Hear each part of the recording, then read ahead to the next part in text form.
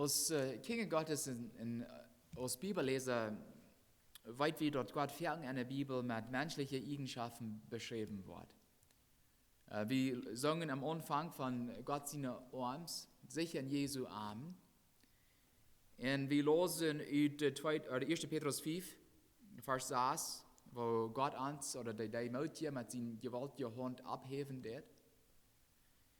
Und wir lesen in 1. Petrus 3, Vers 12, wie es Gott hat seine Ohren up, wird der Gerechte und seine Ohren hören ihre Gebete. Psalm 102, 25. Am Anfang lädst du ihr den Grund und deine Hänge haben den Himmel gemerkt. Überhaupt Gott wirklich Ohren, Hänge und Arms, so wie haben. Der hat nicht. Und für uns ist es vielleicht ein bisschen schwer zu verstehen, dass Gott nicht so wie ist, right? Dass er nicht so menschlich ist, als wir sind, right? Dass er nicht Ohren hat, und Augen hat, und Arms hat, und Hänge hat. Er ist Gott. Der ist jetzt. Der ist jetzt und hat nicht so einen physischen Körper, als wir haben. Jesus sagt in Johannes 5, Vers 24, Gott ist jetzt, und der am Anbeten, müssen am jesten an der Wahrheit anbeten. So, der ist jetzt. So, warum wird Gott so menschlich beschrieben mit all diesen Eigenschaften, mit Arms und Hängen, Ohren und Augen? Warum lesen wir so viel an Gott sein Wort, dass er diese Dinge hat? Ja. Ja, potwies, ja.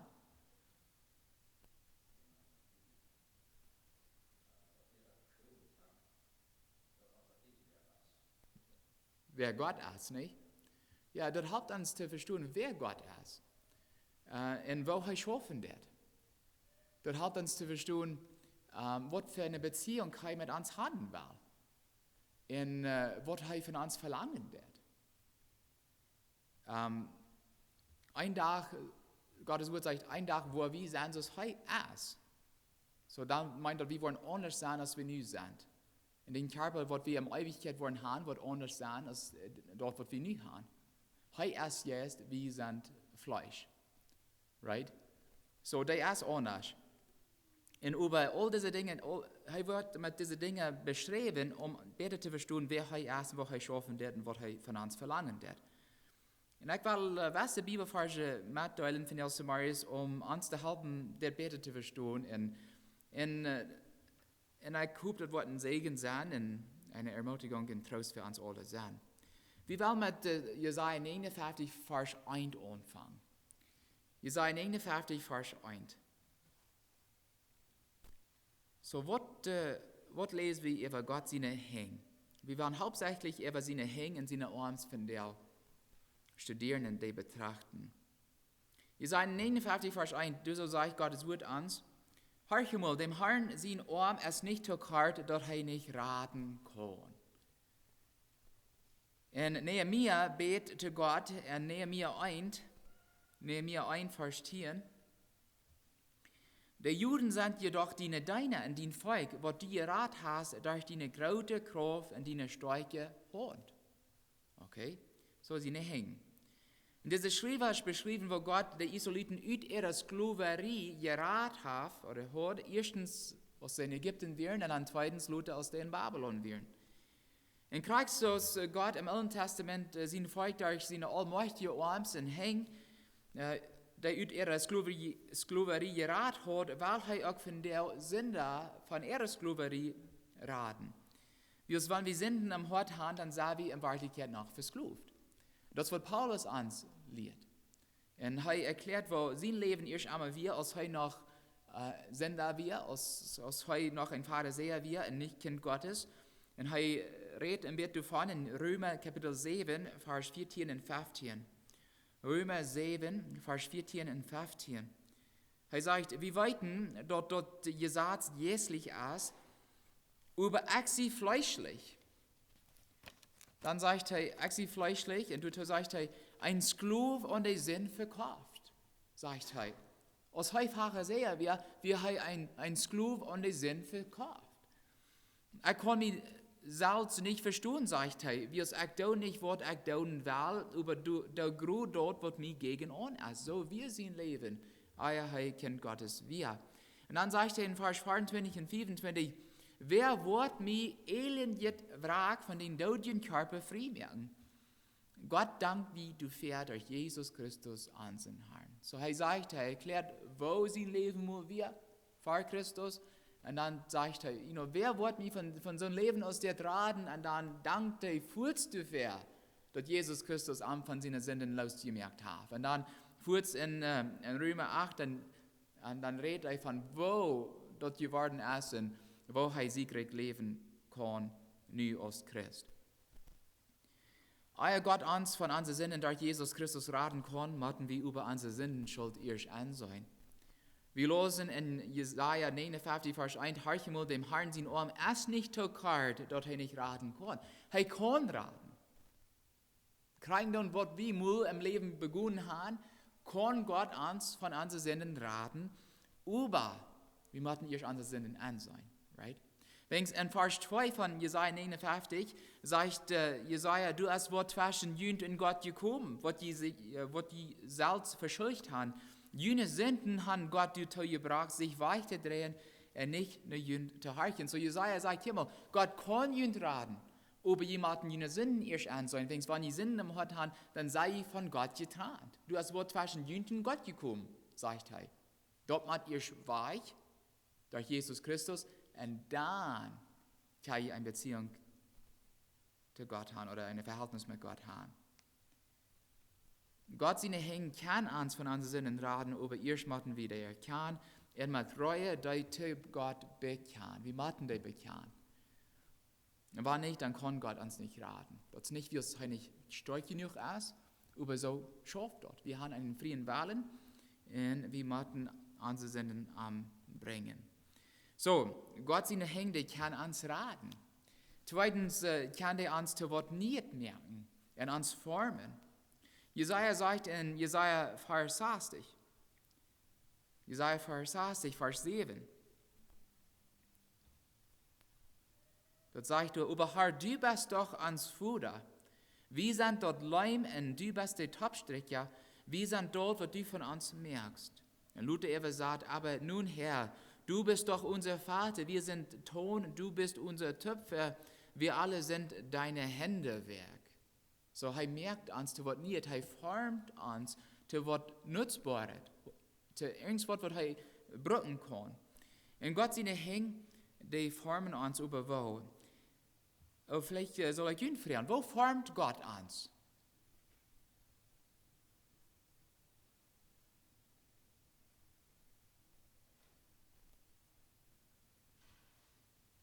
An der scheinen Tiden oder an der schweren Tiden? An der schweren Tiden, Meier, nicht? Wo wir vielleicht irgendwelche Dinge leiden müssen. Ich weiß nicht schwer, die haben irgendwann gesagt, zu mir gesagt, dass wir nicht klären sollen, wenn wir durch schwere gehen, dadurch büht Gott unseren Charakter ab. Und das ist reich. Und das stimmt gleich mit, was Paulus uns sagt, in Römer 5, Vers 3 und 4. In Römer 5, Vers 3 und 4 sagt er, wir sind hier auch froh, wenn wir leiden machen, wie wir weiten, dass wir durch Leiden lernen, geduldig, standhaft zu sein. Standhaft sein büht unseren Charakter ab. Und das wirkt in uns Hoffnung. So, das hilft uns. Durch diese schweren Tiden formt Gott unseren Charakter ab. Und manchmal formt Gott uns, indem er weiße Menschen in uns Leben bringt, die schwer mit uitgekommen sind. Und dann fehlt uns extra Geduld für uns, extra Leid mit so einem Menschen uitgekommen. Und mit weißen Menschen scheint das mehr allmählich manchmal mit der uitgekommen. Die sind bloß so verschieden. Nicht? Und, aber Gott will uns damit helfen. Und manchmal will Gott uns wissen, wo wir mit so einem Menschen taub schaffen können oder wo wir die zu Christus gewinnen können. Und Gott formt uns, wir sind dort Leim in seine Hänge. Dort soll auch gesagt werden, dort um von Gott geformt zu werden, müssen wir erst Gott uns formen lassen. Wir lesen in Jesaja 44, Vers 9. Hier redet Jesaja weiter vom Topstricker oder von Töpfer. Er sagt in Jesaja 44, Vers 9, wo soll dort mit dem gehen, der sich gegen dem stellt, wer am gemerkt hat? Wenn er Salz ein Erd, Klappen oder Scherbe ist, fragt der Leim den Topstricker, was er merkt, oder sagt er dem Topstricker seine Hänge verstanden ist? Und ich meine, hier mal eine Sache mit abholen. Ich glaube, wir alle haben weiße Wünsche. Wir würden vielleicht alle ein bisschen anders wollen sein, als was wir sind. Nicht? Wir würden vielleicht weiße Dinge in uns Leben vielleicht ändern wollen, so dass vielleicht uns Leben wird leichter wird oder so wieder. Aber hier sagt Jesaja, sagt er dem Topstricker seine Hänge verstanden ist, wir müssen eigentlich lernen, zufrieden sein mit, wo Gott uns gemerkt hat, und ihm dafür danken und loben. Wir sind alle verschieden, wir haben verschiedene Gaben, wir haben verschiedene Talente, verschiedene Gelegenheiten, und es steht darüber zu erklären und unzufrieden sein, Gott bloß dafür danken und ihm loben dafür, dass er uns verschieden gemerkt hat. Und wenn wir nicht Kinder Gottes sind, dann kann Gott uns nicht so formen, als er will. Aber wenn wir Gott annehmen, dann sei wir zu Gott, merk ut mir, was nicht und was nützbar ist. Und dann brauch den Rest von meinem Leben, um mich so zu formen, als du willst. Als Gott will. So Gott seine Hände, die kann uns raten, und zweitens, die kann uns formen. Drittens, lesen wir mit seinen Hängen, weil Gott für uns sorgen. Der Psalmist sagt in Psalm 144, Vers 15 und 16, alle Monds Uhren kicken die, und die gehst an, zur rechten Zeit dort eten. Du merkst deine Hand ab und forderst alles, was lebt, dass sie so und zufrieden sind. Dort geht er. Alles, was er tun macht, ist seine Hand abmerken, und dann kriegen wir alles, was uns im Leben fehlt. Wie es Gott allmächtig ist, und wie es alles weit kann, er uns immer kriegt dort geben, was uns fehlt.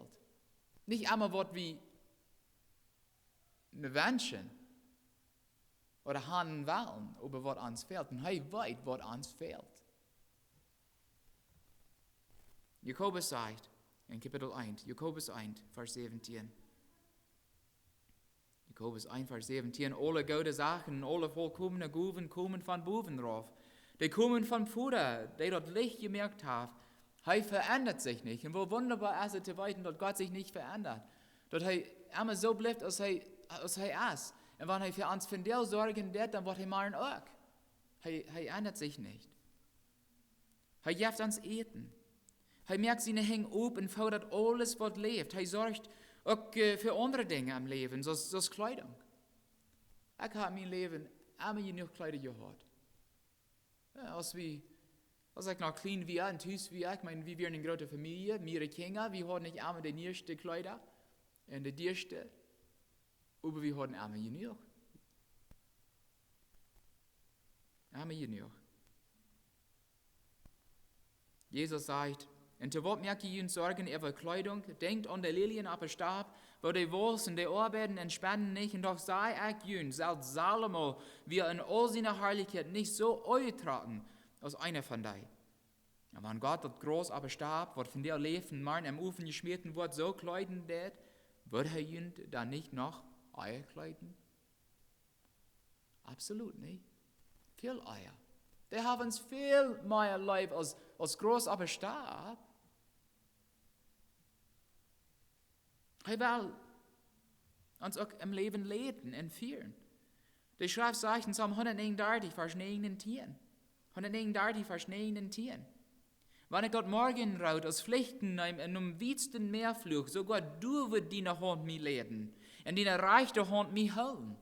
Kriegen dann, wo wir auf dieser Welt sind, sagt Gott, wird er uns leiten, wenn wir ans Leben luten. Am Leben luten. Und jeder Lehrer weiß Gott, wollen wir wie Guten sein und will haben, dass wir seine Leitung gehorsam bleiben und am Folgen tun. Er gibt uns auch die rechte Wert, wann wir für am Zeugen sollen. Und wir sollen für am Zeugen. Wir sollen. Manchmal haben wir mit Angst. Und wir denken, ich weiß nicht, wo ich sein soll, wann ich für Jesus zeugen soll. Aber was sagt Gott? Was sagt Jesus zu seinen Jüngern? Die sollen darüber nicht Angst haben, wegen was wird born. Wird Gott uns nicht halten? Wo hält Gott uns, wenn wir für am Zeugen da? Durch seinen Yes. Er gibt uns die rechte Wert, sagt Jesus zu seinen Jüngern. Und wenn dort, zu seinen Jüngern dort sagt, wird Gottes Yes uns auch nicht halten, wenn wir für am Zeugen würden? Absolutely. Absolut. Er will uns halten.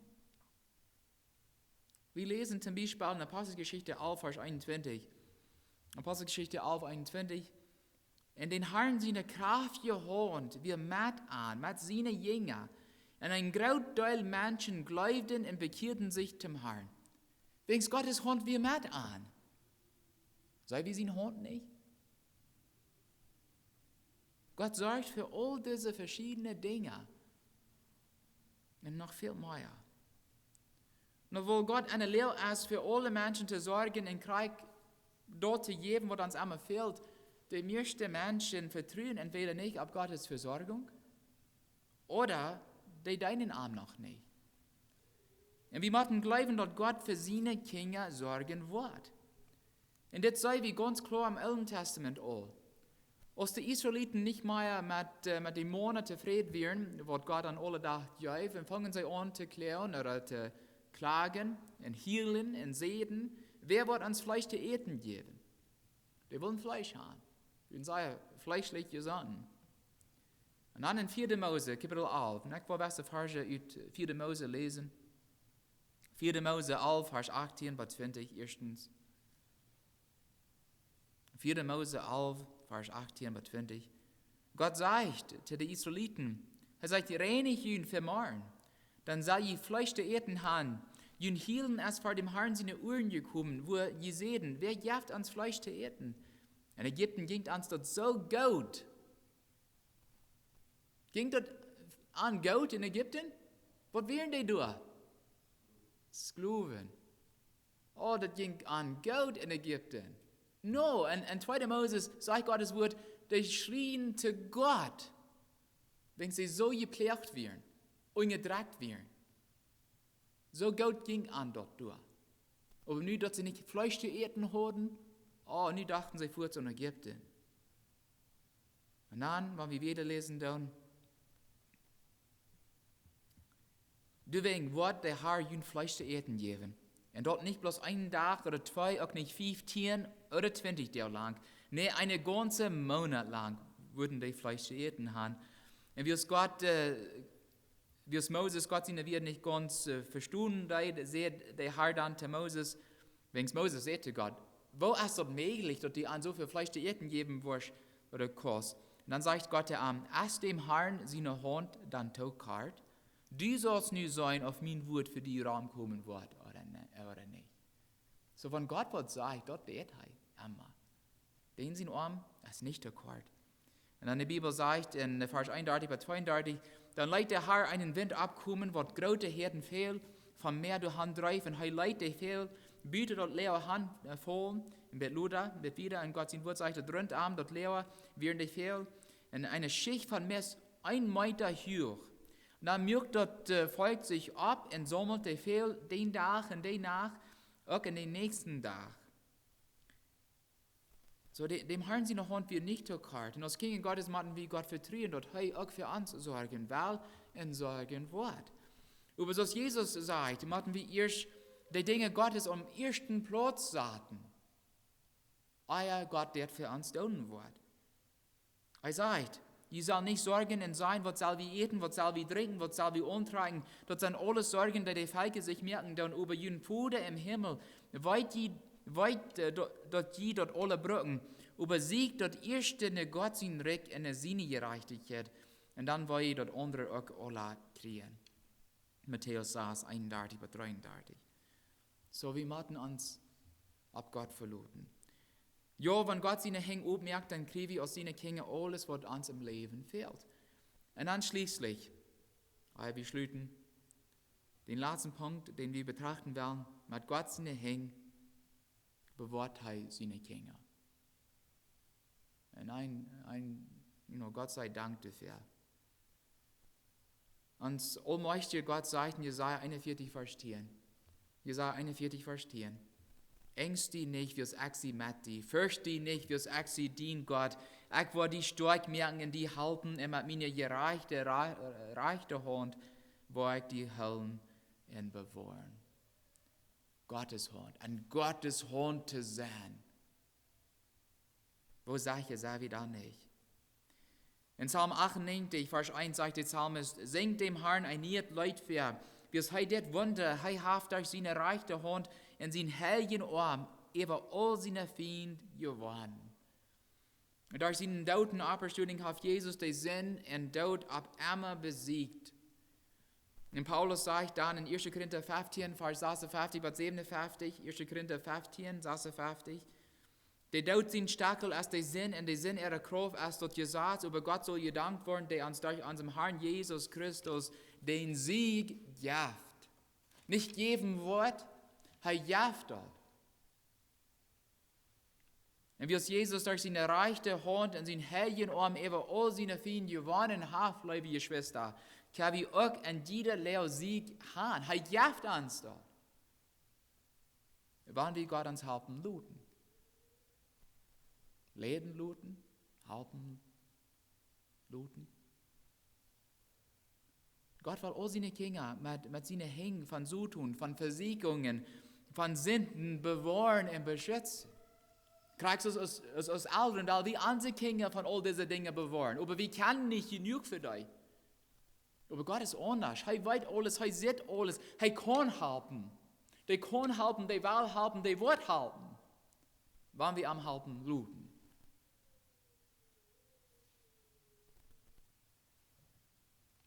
Und überweit wie dort wie nicht seine Halb kriegen kann, wenn wir am nicht dich blieben. Du sind viele Menschen, die sich Christen nahen, wird sein, dass wenn wir uns mal bekehrt haben, dann wollen wir niemals weiter verloren gehen, wie es Gott uns in seine Hänge bewahrt. Die zitieren Jesus in der Wort, die wir in Johannes 10 fingen. Johannes 10, Vers 27 bis 29, das sind sehr wichtige Verse. Und die werden wir in kurz betrachten, ehe wir schließen. Was sagt Jesus hier? Redet er wirklich von einmal im Gnut, einmal im Gnut? Er sagt in Johannes 10, Vers 27 bis 29, meine Schub hören meine Stimme, und ich kann an, und die kommen mir heran. Ich gebe an ewiges Leben, und sie werden niemals ankommen, und keiner konnte aus meiner Hänge retten. Mein Vater, der mir da gegeben hat, ist gratis alles, und keiner kann meinem Vater da aus der Hänge retten. So wen hält Gott in seine Hänge? Seine Schub. That's right. Die seine Stimme hören und am Hängeron gehen, sagt Gott. Durch Jesus Christus, Gottes Sehen. Wenn wir Jesus nicht folgen, dann kann er uns nicht bewahren. Und dort stimmt, keiner kann Christen aus der Hänge Gottes retten. Dort stimmt, liebe Geschwister. Aber Gott gibt uns den freien Willen zu entscheiden, ob wir in seine Hänge bleiben wollen oder ob wir verloren wollen.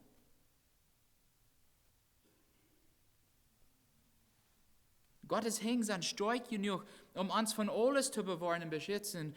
Aber wenn wir nicht an seine Hänge bleiben, dann bringen wir uns selbst in Gefahr. Die wunderbare Hänge Gottes, liebe Geschwister. Mit seinen Hängen kann er uns aus so tun, seine Sklaverei raten und uns zu was ganz nehmen. Als Töpfer kann er uns auch mit seinen Hängen formen und uns was Nützbares machen. Er formt unseren Charakter durch die verschiedenen Schwierigkeiten im Leben. Das ist manchmal weh, aber so geht Gott dort. Gott mit seinen Hängen sorgt für seine Kinder. Er weiß kriegt, was uns alle Tag fehlt, auf Eten, Kleidung, Reichtum und Leben, oder die wir sein sollen, wenn wir für am Zeugen dauern und sein Evangelium verbreiten dauern. Gott merkt seine Hänge auf und fordert alles, was lebt, dass sie so sind und zufrieden sind. Und ich glaube, wir alle haben dort erfahren, nicht? Wo Gott seine Hand aufmerkt und dann kriegen wir einmal, was uns fehlt. Wir müssen überglauben, dass Gott eine Lehre ist, das zu tun. Sein Arm ist niemals zu kalt. Wenn er uns was verspricht, dort tät er. Immer. Immer. Gott mit seinen Hängen will uns von so tun, von Sünden und vom ewigen Tod bewahren. Und er kann. Aber wir müssen auf seine Stimme horchen und am dich bleiben und niemals seine Hand verlassen. Wir müssen durchbleiben.